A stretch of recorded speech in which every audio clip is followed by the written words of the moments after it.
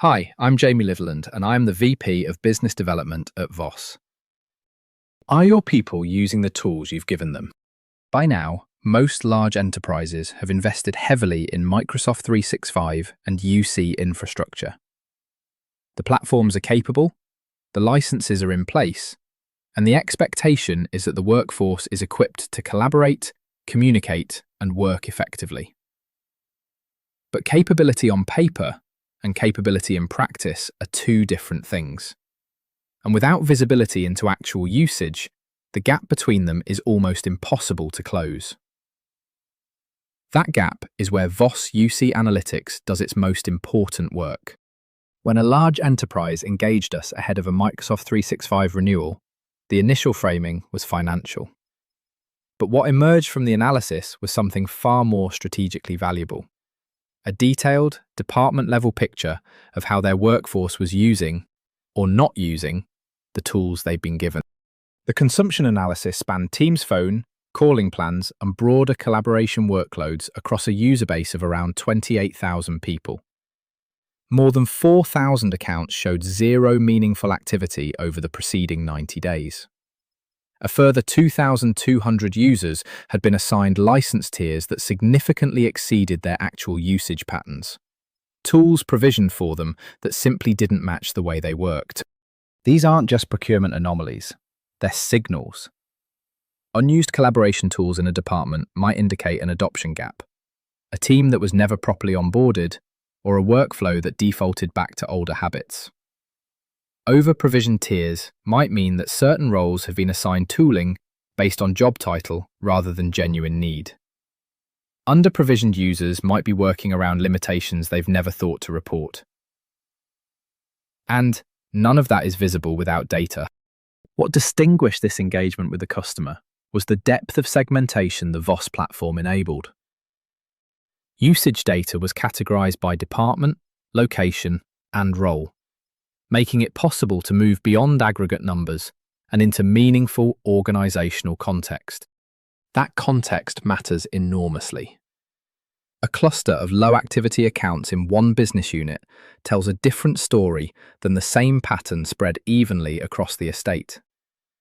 In one department, it might point to a change management issue following a recent restructure. In another, it might reflect a genuinely field-based workforce whose collaboration patterns don't register in conventional usage metrics. The data surfaces the question. The conversation with the business owner provides the answer. This is the kind of visibility that allows IT and HR leaders to make workforce decisions grounded in evidence rather than assumption. Which teams are genuinely embedded in the Microsoft 365 ecosystem? Where are the adoption gaps that training or change management could close? Which roles need richer tooling, and which are better served by a lighter configuration?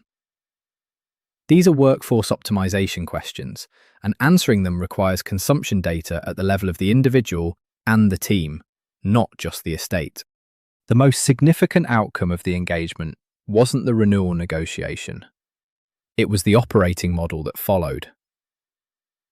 The organization now runs automated quarterly license reviews using the VOSS platform as standard.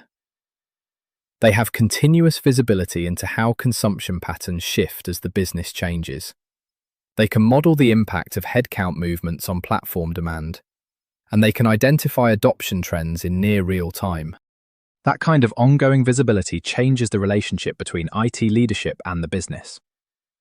Rather than periodic audits that produce findings nobody has the context to act on, the analytics function becomes a continuous source of workforce insight, informing decisions about tooling, onboarding, change programs, and organizational design. It's my experience that enterprises managing their digital workplace most effectively aren't just trying to minimize spending. They're trying to ensure that every person in their organization has access to the tools that genuinely support the way they work. No more, no less.